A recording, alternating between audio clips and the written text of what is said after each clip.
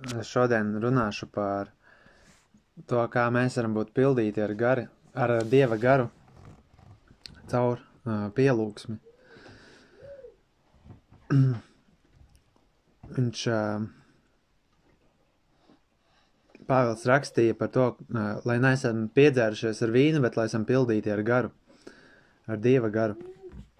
Un es pagājušajā reizē nedaudz runāju par to, ko nozīmē būt pildītam ar garu, un ka Bībelē mēs daudzkārt redzam, ka cilvēki, kuri kalpo Dievam, ir kāds brīdis, kur rakstīts, ka viņi ir pildīti ar garu, un viņi rīkojas citādāk, varbūt nedaudz, un ka Dievs viņus vada īpašā veidā. Un mēs, protams, zinām, ka Jēzus kopš kristībām viņš bija pildīts ar garu, un viņš gara spēkā gāja un sludināja. Un par draudzi arī ir teikts, lai mēs esam pildīti ar garu, un es to salīdzināju ar šo svečturi, kas stāvēja vecās derības laikā templī, kurš bija, lai viņš varētu degt, viņš bija jāuzpilda ar eļļu regulāri. Un mēs arī jaunajā derībā varam redzēt šo paralēli ar garu un Dieva garu un eļļu. Un draudzē ir dots šis gars, bet tā pašā laikā mēs varam darīt lietas, kuras viņu apbēdina, kuras viņu, kā rakstīts Tesaloniķiešiem, apdzēš, un ka mēs neļaujam viņam darboties tādā veidā, kā viņš varētu darboties caur mums. Jo mēs esam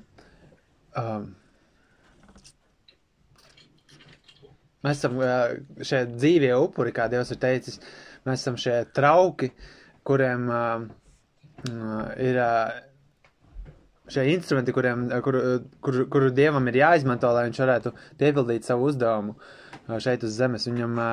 Viņš tā ir izvēlējies strādāt caur mums, caur savu draudzi.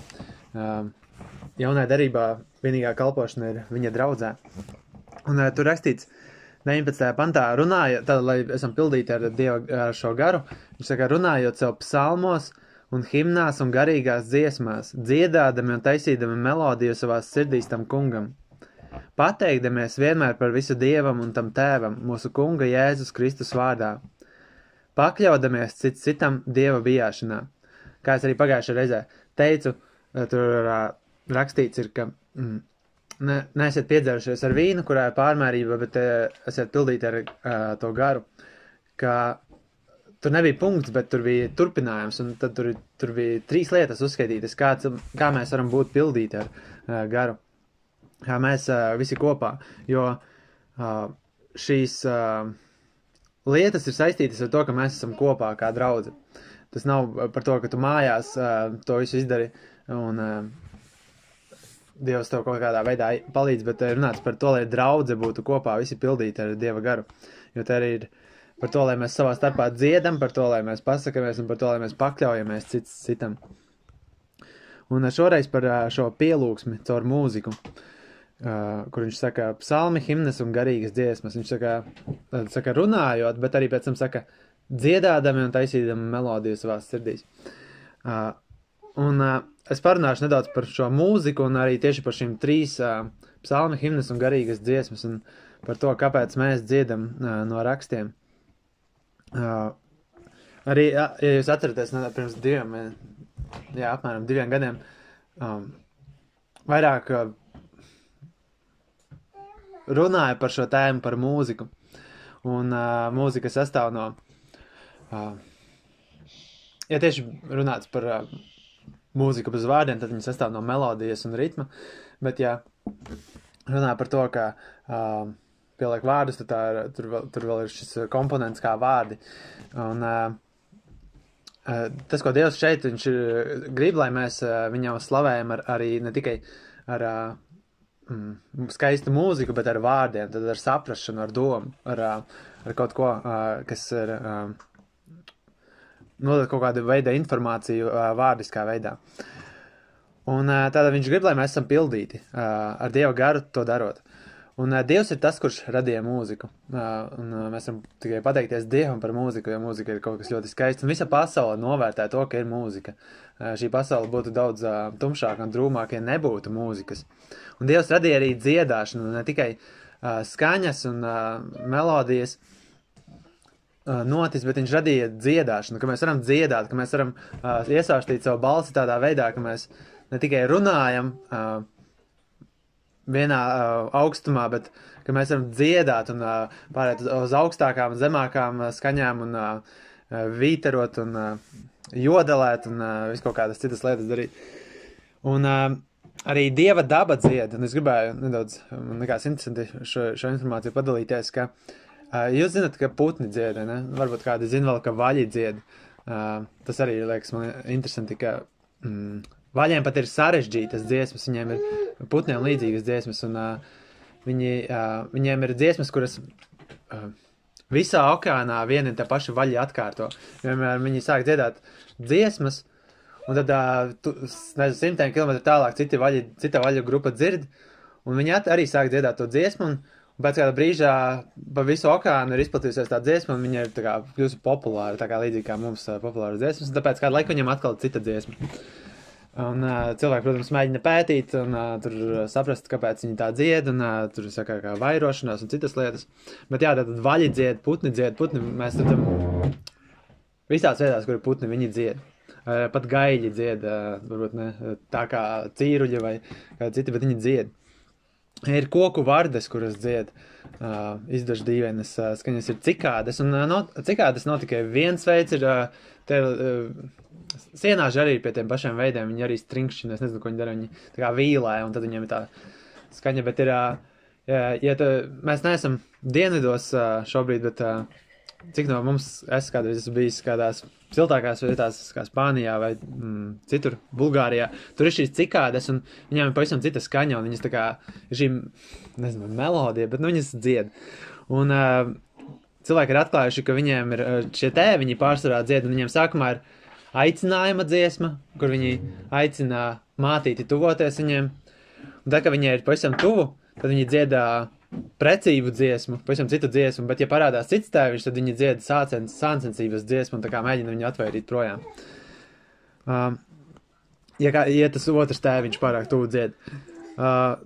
Arī ir vāveres, kas dzied, ir sikspārņi, kas dzied, ir peles, kas dzied, un ir pat zivis, kas dzied. Un ir tādas zivis, kuras saucās krupju zivis, man liekas, latviski, kuras var dzirdēt pat ārpus ūdens, dzirdi to, kā viņas dzied, tādas skaņas. Tā kā Dieva daba dzied, viņš ir uztaisījis, un, protams, mēs varam runāt par visām skaņas frekvencēm un tādām lietām, kā visas tas darbojas, kurus mēs pat nedzirdam, šīs ultraskaņas un citas skaņas. Bet tātad Dievs radījis mūziku un Dievs radījis dziedāšanu. Un tā, kad mēs dziedam dziesmas, kuras, lai godinātu Dievu, patiesībā viņš ir tas, kurš ir dod gan vārdus, gan melodiju. Jo cilvēki varētu teikt, saņēmu iedvesmu un uzrakstīju to un to, bet pārsvarā iedvesma ir, vai nu tā ir dievišķa iedvesma, vai nu tā ir iedvesma no kādiem citiem avotiem, un mēs varam redzēt popmūzikā ļoti daudzi, praktiski visas dziesmas ir iedvesmotas, tā varētu teikt. Iedvesmotas nozīmē, ka kāds gars tur ir piedalījies. Un Dievs ir tas, kurš mums ir sagādājis valodu un kurš mums sagādājis melodiju. Un mēs esam radīti, lai dziedātu. Tāpat kā mēs esam radīti, lai strādātu, un cilvēks nespēja normāli eksistēt, ja viņš nestrādā. Viņš tāpatās arī cilvēks ir radīts dziedāt, lai viņš dziedātu Dievam pirmā kārtā. Dievs tā ir mūs radījis. Un dziedāšana ir ļoti daudz priekšrocību, fiziskas un garīgas. Un es runāju par dziedāšanu, nevis mūsdienu troksni, jeb to rock mūziku, pop mūziku, repu, dubstepu un visiem citiem. Bet dziedāšana, patiesa dziedāšana, kur ir šī melodija, melodiskums un saiknes ar dažādām daļām, kad nav visu laiku pārtraukta mūzika, kad ir tas ritms, kā dubstepā un visos tajos citos, kur ir vienkārši tikai ritms un ir tikai viens tonis vai kaut kas tāds. Bet, ka ir tiešām dziedāšana un mūzika un melodija. Bet viņa ir paredzēta pat mūsu labumam. Mēs zinām, ka mūzika, dziedāšana palīdz mūsu ķermenim, viņa palīdz garam. Mēs redzam, ka tad, kad Saulam bija ļauns gars, Dāvids spēlēja uz arfas, un viņš, es nezinu, viņš dziedāja arī psalmus, bet viņam tas atviegloja Saulu. Ieps arī raksta par savu arfu, ka viņa ir pārvērsta sērošanā. Mūzika attīsta bērna prātu, visi to zina. Mūzika dod skaistumu cilvēkiem, viņa nomierina, un es domāju fizisku skaistumu, viņa nomierina, viņa iepriecina, viņa arī dziesmas un mūzika aizskar dziļākas dvēseles jūtas, kuras tu nespēji tik viegli izteikt vai saprast ar vārdiem, runātiem vārdiem vai lasītiem vārdiem. Viņa ļauj arī tev brīvāk izteikties daudzās situācijās, dziedot. Un palīdz arī citiem. Mūzika. Mūzika ir daudz šādu priekšrocību. Un Bībelē mēs varam lasīt, ka Dievs pats dzied. Kad, iedomājieties, Dievs dzied, kurš šo pasauli radīja. Viņš dzied. Un rakstīts, ka viņš arī dziedās. Arī Jēzus, kad viņš bija uz zemes, viņš dziedāja. Un pats galvenais ir, ka ko mūzika dod, ir tas, ka dziedāšana dod jebkāds labums. Mums ir no tās, ka mēs ar savu niecīgo būtību varam slavēt pasaules radītāju, un tas viņam ir pieņemami. Ka mēs esam uztaisīti no pīšiem, un tas ir brīnums, ka mēs varam runāt, ka mūs iesārstās šīs balss saites, ka mūsu rīkle var izdot šīs skaņas, un ka mēs tās skaņas ir patīkamas, un vēl vairāk tas ir brīnums, ka tas ir patīkams Dievam, kurš visu radīja. Un tas dod mums milzīgu prieku un labumu dziedāt. Un visvairāk dziedāšana ir noderīga, ja gan melodija, gan vārdi ir Dievam par godu, un tāpēc te rakstīts, kas ir jādzied: psalmi, himnas un garīgas dziesmas, dziedādami un taisīdami melodiju sirdīs. Un tātad šeit viņš saka dziedot un taisot melodiju, un es kārtā reizi aplūkoju šo vārdu, un tas vārds ir runāts, cēlēs no vārda trinkšķināt, jeb kaut kādā veidā radīt melodiju uz instrumenta. Un tad viņš saka, lai mēs dziedam un lai mēs arī melodiju radam savās sirdīs, trinkšķinam, dungojam savās sirdīs, lai mums būtu šī melodija. Un viens vārds, ko gribēju uzsvērt, ir, ka viņš saka sirdīs, ka mūsu pielūgsme sākas no sirds. Kā Jēzus teica, ka no sirds var iziet vai nu labs vai slikts. Ne tādā domā, ka tas ir pašsaprotami, ka vai nu labs vai slikts, bet viņš to domāja tādā veidā, ka vai nu labs, vai nu slikts, kā viņš teica, ka labs koks nes labus augļus un slikts koks nes sliktus augļus, ka nav tāds pa vidu. Un viņš saka, lai sirdī to daram, un lai šī slavēšana būtu patīkama, mūsu sirdīm jābūt šķīstām. Mūsu sirdīm jābūt tām, kuras ir labs koks, kuras Dievs ir darījis par labu koku. Ka mūsu grēki ir šķīstīti no sirds. Ka Dievs ir tās sirdīs šķīstījis mūsu sirdis no grēka un darījis mūs par labu koku. Un pat ja mums nav instrumentu, mēs varam slavēt Dievu. Un šeit ir rakstīts, nav negluži tā, bet dota doma, pat ja tu nemāki runāt vai dziedāt, tu vari sirdī slavēt Dievu. Cilvēki daudz ir mēmi, vai arī kādiem ir kādas runas problēmas, bet sirdī var slavēt Dievu. Pat mēmie var dungot melodiju sirdīs. Un, protams, vēl jau vairāk,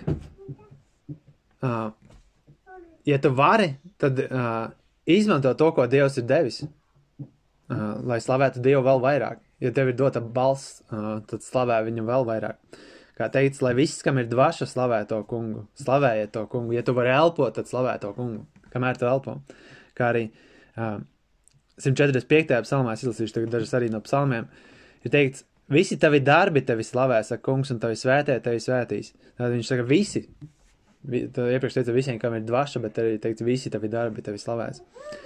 146. psalmā teikts, kamēr es dzīvošu, es slavēšu to kungu. Es dziedāšu savas slavas savam Dievam, kamēr es būšu. Viņš ir nolēmis līdz pat beigām.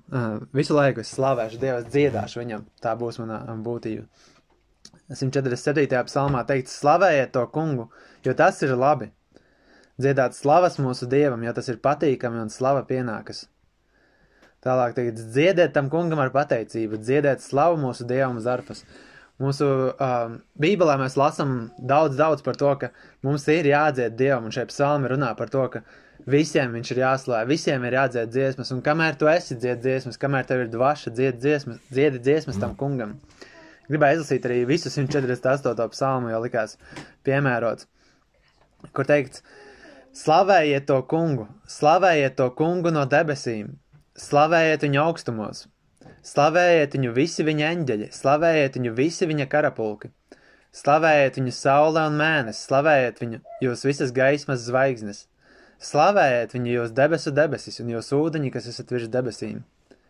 Lai tie slavē tā kunga vārdu, jo viņš pavēlēja un tie tika radīti. Es gribēju šo psalmu izlasīt un pievērst uzmanību tam, ka viņš šeit saka, lai viss slavē Dievu. Sākot ar visām varnākajām lietām, viņš saka eņģeļi, visi debesu karapulki, saule, mēnes, zvaigznes. Viņiem visiem ir savs nolūks, kā slavēt Dievu. Un viņš saka, viņš tos arī nostiprināja mūžīgi mūžam, viņš ir devis lēmumu, kas netiks pārkāpts. Un tagad viņš tālāk saka, viņš tad sākumā teica, visi, kas ir debesīs, eņģeļi, karapulki, zvaigznes, saule, mēnes. Un tad viņš saka, slavējiet to kungu no zemes, jūs puķi un visi dziļumi. Tagad arī visa zeme, viņš saka, ka jāslavē Dievs. Uguns un krusta, sniegs un tvaiks, brāzmains vējš, piepildīdams viņa vārdu. Kalni un visi pakalni, auglīgi koki un visi ciedri. Un šeit mēs atceramies to, kā koki arī plaukšķinās un koki arī dziedās. Viņš saka arī šeit tāpēc arī kalni. Zvēri un visi lopi, rāpuļi un lidojoši lidoņi, zemes ķēniņi un visi ļaudis, prinči un visi zemes tiesneši, gan jaunekļi, gan meitenes, vecie un bērni, lai tie slavē tā kunga vārdu, jo viņa vārds vien ir teicams, viņa godība ir pār zemi un debesi, viņš arī paaugstina savu ļaužu ragu, visu savu svēto slavu, proti Izraēla bērnu, viņam tuvo ļaužu, slavējiet to kungu. Un arī 149. psalms, likās interesanti, ka ir teikts, lai svētie ir priecīgi godībā, lai tie skaļi dzied uz savām gultām. Un, ka ne tikai šeit, bet citās vietās arī Bībelē, un es ceļšu šajos psalmos ir runāts par to, ka šī dziedāšana, lai tā dziedāšana tiek, šo dziedāšanu pavada instrumenti un dejas, un lai tātad, lai visa tava būtība ir iekļauta tajā, ka tu slavē Dievu, ka tu ar balsi, ar rokām spēlē instrumentus un vari vēl dejot, un ka tu tā kā esi tajā dziesmā kopā Dievam. Un tad viņš saka, lai mēs to darām no sirds, un viņš ir radījis šo mūziku. Viņš ir radījis mūs, lai mēs viņu slavētu. Un šeit ir šis iedalījums, kur viņš saka psalmos, himnās un garīgās dziesmās. Un šim noteikti ir kāda nozīme, jo viņš 2 reizes to atkārtojas Bībelē, 2. reize ir Kolosiešu vēstulē, kur viņš saka mācot un pamācot citam citu psalmos un himnās un garīgās dziesmās, dziedot ar žēlastību savās sirdīs tam kungam. Un es gribēju ātri apskatīt to, kā lielākā daļa šo saprot un kā, es domāju, būtu pareizāk saprast. Mūsdienās versija ir tāda, ja tu ieraksti Googlā vai kā citādāk, ja tu esi saskārējies vispār ar šo pantu, tad, ko no viņiem nozīmē psalmi, himnas un garīgas dziesmas mūsdienās kristietībā. Psalmi tātad ir no Bībeles, tur īsti nevar apiet apkārt, dažkārt gan ir citi cilvēki, kuri nosauc savas dziesmas par psalmiem, bet tātad psalmi ir tā, kas ir 150 psalmi no Bībeles, himnas ir 16. 19. gadsimtā sacerētas, kuras ir pārsvarā dziesmu grāmatās skaitās pilnas ar himnām, kuras pārsvarā ir sacerējuši protestanti. Un garīgās dziesmas skaitās viss par tēmu Dievs. Un tās var būt arī mūsdienu rock'n'roll, rock mūzikā un kristīgais roks un kristīgais reps un tam līdzīgi. Vai arī cita definīcija saka, ka tās ir dziesmas, kas ir spontānas un iedvesmojošas. Tās ir garīgas dziesmas. Vai arī Āfrikāņiem ir tādi saucās spirituāli, kur viņi arī dzied īpašās balsīs. Tā ir mūsdienu versija par to, ko nozīmē psalmi, himnas un garīgas dziesmas. Bet ir viena problēma, ko viņi dziedāja 1. gadsimtā, jo viņiem nebija ne 16. gadsimta himnu, ne arī mūsdienu pēdiņās garīgo dziesmu. Un šis ir kopējs apzīmējums Bībeles dziesmām un, varētu teikt, arī psalmiem. Tas, protams, neizslēdz arī citas dziesmas Bībelē, jo mēs redzam, atklāsmes grāmatā ir teikts, ka dziedāja jaunas dziesmu Dievam. Tāda jauna dziesma viņam Dievs deva. Bet psalmos mēs varam redzēt, tad ir psalmi ir grāmata kā tāda kopējā, bet psalmos visiem nav virsraksts psalmi. Ir speciāli, dažiem psalmiem rakstīts psalmi, dažiem rakstīts slavas dziesma, vai arī vienkārši dziesma, vai pakāpju dziesma, un, vai arī pamācība. Un, piemēram, bet viņi visi ir dziedami, viņi visi ir dzejas formā, un viņi visi ir ar melodiju domāti. Piemēram, tādi psalmi, kuriem ir rakstīts, ka tas ir psalms, ir no 1. līdz 9., no 11. līdz 15. un tā tālāk, un citi. Slavas dziesmas ir no 113. līdz 118. Un 120. līdz 134 ir dziesmas, kuras ir pamācošas, protams, ir arī citas pamācošās dziesmas, kuras varētu būt šīs garīgās dziesmas. Un visi psalmi nav vienādi, jūs esat ar to saskārušies, ka ir ļoti atšķirīgi psalmi. Ir psalmi, kur praktiski cilvēki tikai slavē Dievu, tikai visu laiku slava Dievam, un kā mēs tikko lasījām šajos dažos psalmos. Ir psalmi, kur ir stāstīts par dažādām lietām, kas notiek, par to, kas notiek cilvēka sirdī, vai kas notiek, ko Dievs ir darījis dažādus darbus. Un ir vēl cita veida psalmi, kur ir lūkšana, kuras ir kā lūkšanas, vai ir nožēlas psalmi, kā Dāvidam bija. Un psalms tad ir skaņdarbs, kas ir pārsvarā uz arfas vai citā instrumenta kopā ar dziesmu. Un tad tieši 3 iedalījumi - psalmi, himnas un garīgas dziesmas. Psalms tātad ir skaņdarbs pārsvarā uz arfas vai cita instrumenta, bet kopā ar dziesmu. Viņš no turienes arī cēlēs, ka viņš tiek spēlēts uz kādu no stīgu instrumentiem. Un jaunā derībā mēs varam lasīt, ka draudzes dziedāja psalmus. Viņas dziedāja psalmus. Piemēram, 1. korintiešiem 14 ir teikts, kā tad ir, brāļi, kad jūs sanākat kopā, ikvienam no jums ir psalms, ir mācība, ir mēle, ir atklāsme, ir tulkojums, lai viss tiek darīts uztaisīšanai. Tad viņi dziedāja psalmus, lai cits uztaisītu. Un agrīnā draudzē, es domāju, labāk nekā mēs zināja psalmus un pārzināja. Viņi runāja par tiem, viņi dziedāja tos. Un kā es to varu zināt, ir, kad es lasu no apostoļu darbiem, kur Pēteris un citi runā, viņi runā publiski, bet viņi brīvi zina, kurā psalmā ir par to runāts. Viņi zina, ka pārzina psalmus, viņi zina, par ko šie psalmi ir runāti. Piemēram, 1. nodaļā Pēteris teica, jo psalmu grāmatā ir rakstīts, lai viņam miteklis ir pamests un neviens tajā nemājo, un viņa bīskapa amata, lai cits ņem, un viņš runāja par Jūdu. Tāpēc arī 2. nodaļā viņš citēja no dažādiem psalmiem, un viņš citēja no 16. psalma un no, man liekas, vēl viena. Kur viņš arī teica, jo Dāvids nav uzkāpis debesīs, bet viņš pats saka, tas kungs sacīja manam kungam. Viņš citēja no psalma, sēdi pa manu labo roku, līdz tavs naidniekus dara par tavu kāju pamestu. Jā, arī Pāvils citēja, tādēļ viņš saka arī citā psalmā, tu neļausi savam svētēm redzēt iznīcību, vai arī, kā ir rakstīts 2. psalmā, tu esi mans dēls, šodien es tev esmu dzemdinājis. Viņi zināja psalmus, viņi dziedāja, viņi runāja par viņiem. Un arī 105. psalmā ir teikts, dziediet viņam psalmus. Turpat pašā psalmā ir teikts, lai dziedam viņam psalmus, lai mēs zinām viņus, lai mēs par viņiem runājam. 95. psalmā arī teikts, nāksim viņa klātbūtnē ar pateicību un gavilēsim viņam ar psalmiem. Un parasti mēs zinām, ka visās valodās, kur pirmais, ko iztulkoja, ir jaunā darība, nākamais, ko iztulkoja, ir psalmi. Un ļoti daudz jaunās darības tiek izdotas uzreiz kopā ar psalmiem. Tāpēc, ka mums ir teikts dziedāt psalmus un mums ir vajadzība viņu zināt. Psalmi ir tie, kas runā ļoti daudz par Jēzu Kristu un to, kā viņš nāk, kā viņš cieš, kā viņš mirst un kā viņš atkal valda godībā. Piemēram, 22. psalms. Es varētu teikt visi psalmi, bet pirmais psalms runā par to, kāds viņš ir. Viņš ir tas cilvēks, kurš ir stādīts pie ūdens upēm. Viņš nāca un viņš bija tāds, viņš nesa savus augļus savā laikā. Otrais psalms runā par to, ka zemes ķēniņi ir sacēlušies pret Dievu, bet Dievs ir iecēlis savu ķēniņu, Jēzu Kristu un savu svaidīto, savu Kristu. Tāpēc mēs, kā es pieminēšu, 22. psalms, viss psalms runā par viņa ciešanām pie krusta. 23. psalms runā par to, ka viņš ir mūsu gans. Un tā tālāk mēs runāt par daudziem psalmiem.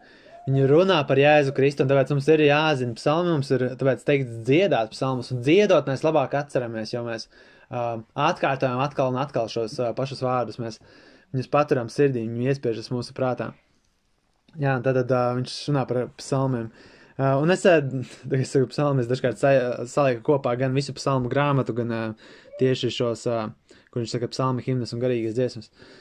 Bet otrs ir himna, un tas ir cita lieta, ko dziedāt. Tad viņš pirmkārt minēja šos psalmus, un otrā lieta, ko viņš saka, ir himna.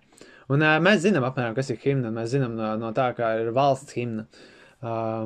Latvijā tā himna ir, es īsti nezinu, es nezinu, viņa skaitās himna pēc himnas definīcijas, viņa ir dziesma, kas tiek dziedātā svētkos un tam līdzīgi, bet himna pēc definīcijas ir slavas dziesma, un grieķi un romieši viņus dziedāja dieviem un varoņiem, kas atnāk no kara vai citādāk, un viņi speciāli atcerēja slavas dziesmas. Un kāpēc saku, Latvijas himna varbūt neatbilst, jo zinu, citās valstīs ir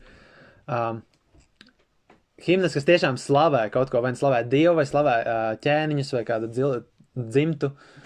Es nevaru atcerēties, kur tā bija, bet nesen tieši lasīju, varbūt tā bija Zviedrijas, tur bija pārsvarā slavēta kaut kāda dzimta, bet Nīderlandes himna viņai bija, tā ir viena no garākajām himnām pasaulē, viena garākā, viņai bija, man liekas, 16 panti, un viņa slavē Dievu. Viņa visu laiku par to, kā Dievs viņus izglābā no apspiestības un kā viņš deva viņiem brīvību un tā tālāk. Protams, nīderlandieši viņi mūsdienās vairs nezina un nedzied. Viņi dzied kaut kādu tur īso versiju. Bet tā bija slavas dziesma, tā ir himna.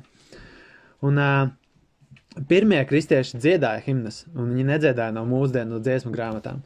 Viņi dziedāja himnas. Piemēram, ir tāda liecība, man nav tā karta, bet tur kaut kur Bitīnija, labi, nav arī svarīgi, kur viņa īsti ir, bet viens no viņa gubernatoriem rakstīja imperatoram tieši par kristiešiem 112. gadā. Un, protams, jūs zināt, pirmajos gadsimtos kristieši bija liels traucēklis Romas impērijā. Viņi nemitīgi, protams, viņi reāli bija traucēklis, bet viņi kaitināja imperatorus un gubernatoru pārvaldniekus un visus citus, un viņi rīkoja vajāšanas pret viņiem.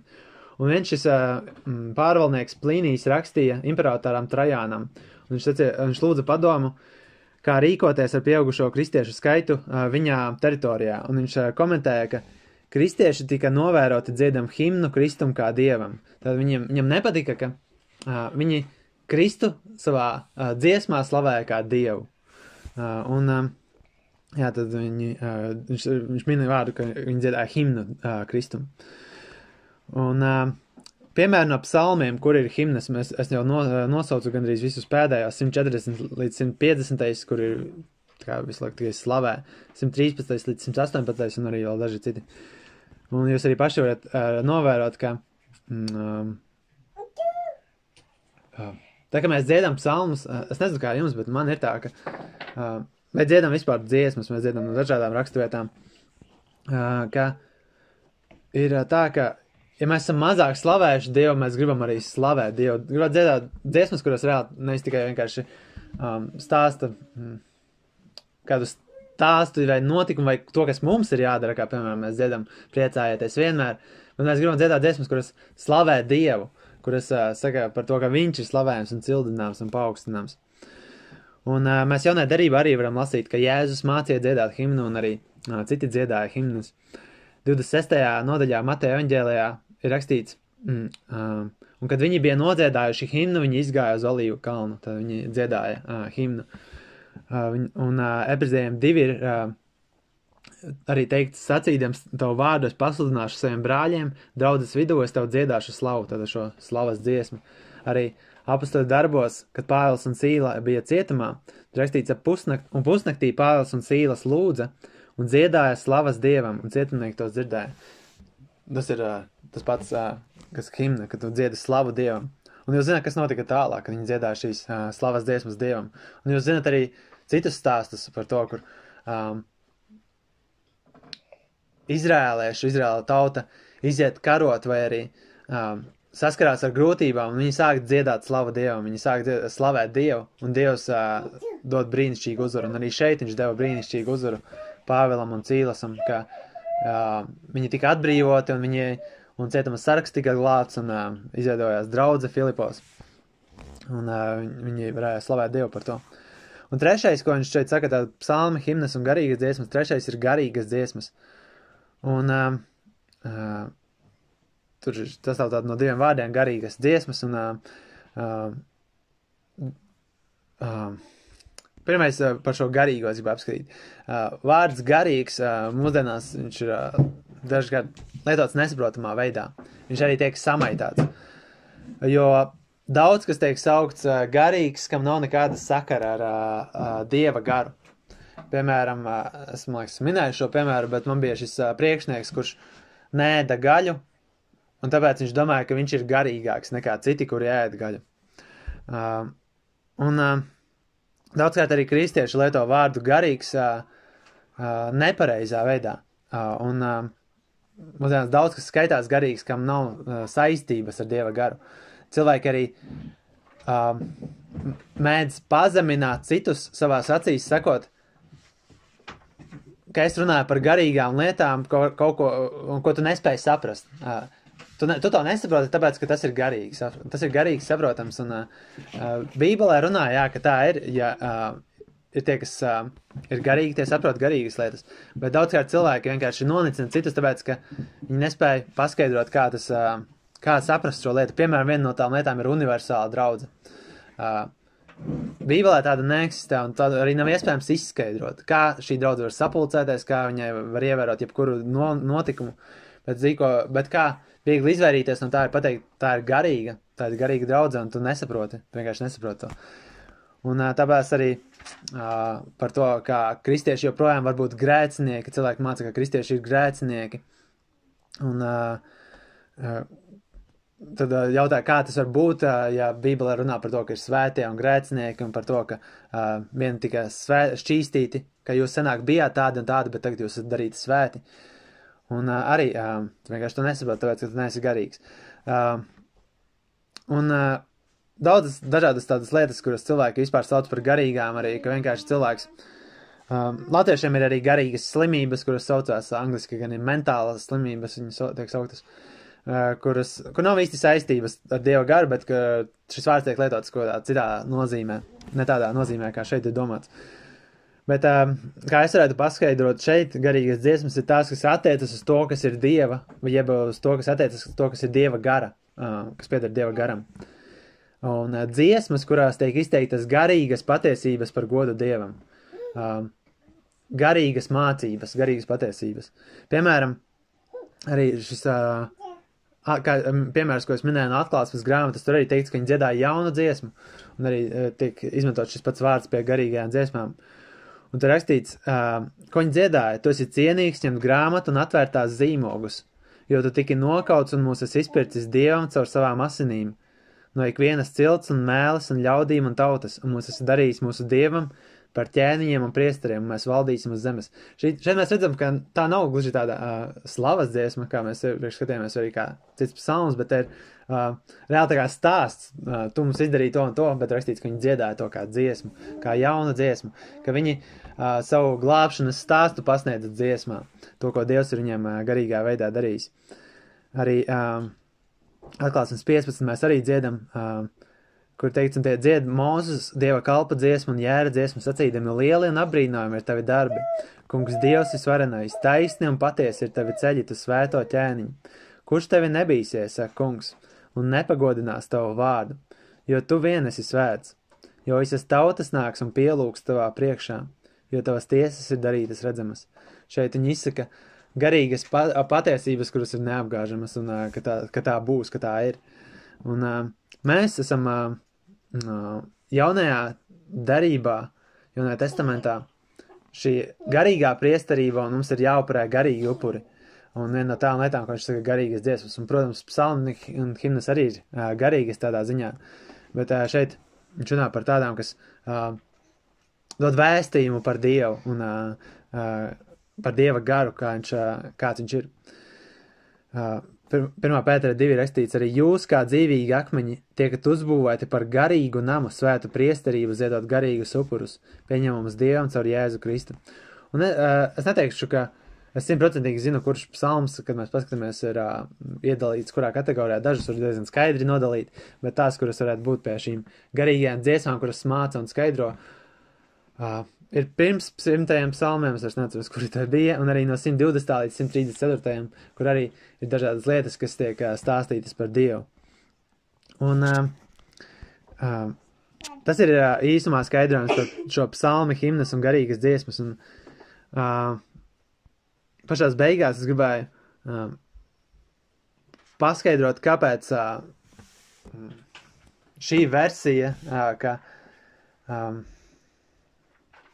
šīs dziesmas ir no, kuras devis Dievs, ir daudz labākas nekā tās, kuras mūsdienu kristietībā dzied.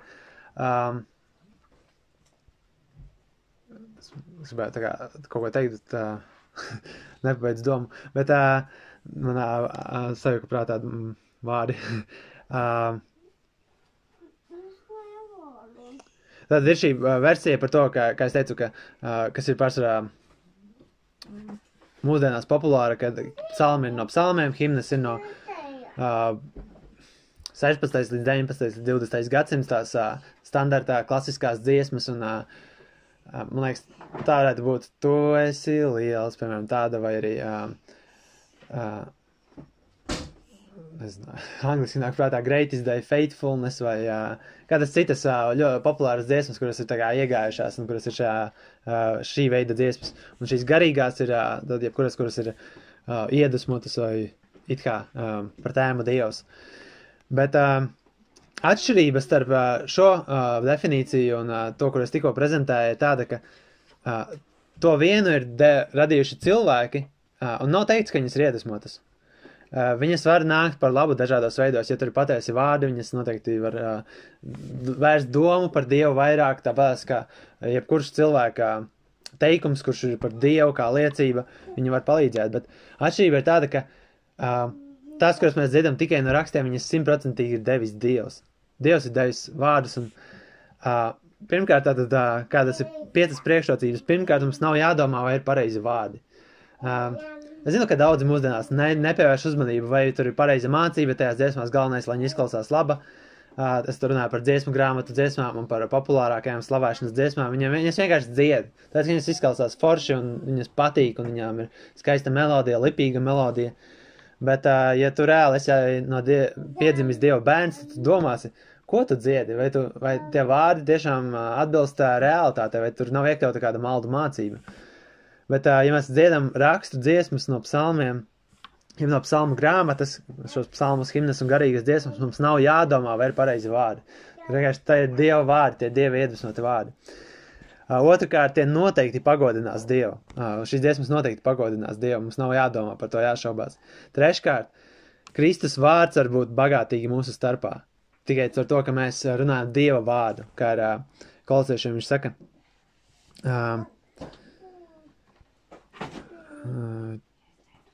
Tā. Lai Kristus vārds bagātīgi mājo jūsos visā gudrībā, mācot un pamācot citu psalmos un himnās un garīgās dziesmās. Tātad viņš saka, lai Kristus vārds bagātīgi mājo. Un es varētu sacerēt skaistu dziesmu par to, kādas ir manas attiecības ar Dievu, bet es nezinu, vai tādā veidā Kristus vārds nāktu pie jums un mājot mūsu vidū, lai es varētu dziedāt, ļoti daudz cilvēku par to dzied. man nenāk prātā neviens dziesma, bet jūs zināt, ir daudz visādas dziesmas, kur cilvēki dzied par to, tu esi labs un, kas ir vārdi no Bībeles, bet ir citādi vārdi, kur tiešām nenāk prātā, bet kur ir pašā tikai runāts par šīm attiecībām starp tevi un Dievu, un tu dziedi to publiski, un cilvēki dažkārt var pat pārprast, vai tu dziedi savam mīļotājam, vai tu dziedi Dievam, ja tur nav Dieva vai Jēzus vai Kristus vārds. Bet ja mēs dziedam no rakstiem, ir diezgan skaidrs, kad tiek runāts par Kristu. Tas ir 3. 4. Mēs varam tikt uztaisīti caur šīm dziesmām. Nekur nav teikts, ka mēs varam tikt uztaisīti caur tādām lietām, bet par psalmēm ir teikts, ka tie ir uztaisīšanai. Un 5. ar to mēs varam tikt piepildīti ar garu. Visas šīs 5 lietas tad notiek, kad mēs dziedam dziesmas no rakstiem, bet ja mēs dziedam dziesmas, kuras ir cilvēki sacerējuši, tas var būt tikai daļai šis var piepildīties. Un tad viņš saka, lai mēs kolosiešiem, viņš saka, lai mēs dziedam ar žēlastību sirdīs tam kungam. Dievu dotu žēlastību tam kungam. Un mēs visu daram viņam. Un vēl viena lieta, ko es gribēju pieminēt, kas ar mums nesaistas šobrīd, bet tas tik labi var pienākt kādā brīdī mūsu draudzē, ka šeit viņš saka, lai dziedam tam kungam. Un ļoti daudz esmu bijis draudzēs, kur cilvēki dzied nevis tam kungam, bet viņi dzied draudzē, viņi dzied cilvēkiem. Ir nevis visa draudze dzied kopā, bet ir draudzes koris, draudzes ansamblis, kur ir sagatavojuši dziesmu īpašā veidā, un viņi nāk un prezentē priekšā. Un notiek šī aplausi, godināšana par to, cik viņi ir skaisti nodziedājuši. Un beigās sanāk, ka slavas meklēšana no cilvēkiem, vai arī tiek veidot īpašie dievkalpojumi, kur ir kāds no draudzes ir īpašu balsi vai īpašu mūzikas instrumentu, un viņš dzied īpašā veidā, un viņš dzied dziesmu, kur varbūt pat nav nekādas īstas saistības ar Dievu godināšanu, bet tie tāpēc, lai piesaistītu uzmanību, citu cilvēku uzmanību, ka šeit ir tāds skaists vokāls priekšnesums vai mūzikas priekšnesums. Un mums tā nav jādara, mēs dziedam Dievam, un tāpēc mums nav jābaidās, ka mēs nemākam trāpīt vienmēr uz pareizās nots, vai arī, ka ritms varbūt kādā brīdī nojūk, vai kāda cita lieta, un mums nesanāk tik perfekti, bet ka mēs, protams, gribam darīt visu perfekti, bet ka mēs nedziedam cits citam, un mums nav jāmeklē spriedums citam no cita, bet ka mēs dziedam Dievam, mēs dziedam tam kungam. Un šādā veidā mēs tiekam pildīti ar Dieva garu, ka mēs savā starpā dziedam dziesmas, un tāpēc arī kopš Jēzus laika līdz mūsdienām tas ir neiztrūkstošs sapulces elements dziesmas slava Dievam, Dieva slavēšana, ka tas ir vienmēr, jo zinat, un mēs zinām no pieredzes, ka mēs ar to tiekam pildīti ar garu, bet tas nav vienīgais. Tad šī pielūgsme nav vienīgais, ko Dievs sagaida. Un tālāk es runāšu par citām lietām, kur viņš saka pateikdamies un arī pakļaudamies, ka vēl šīs 2 lietas arī viņš saka, lai mēs tiktu pildīti ar viņa garu. Āmen.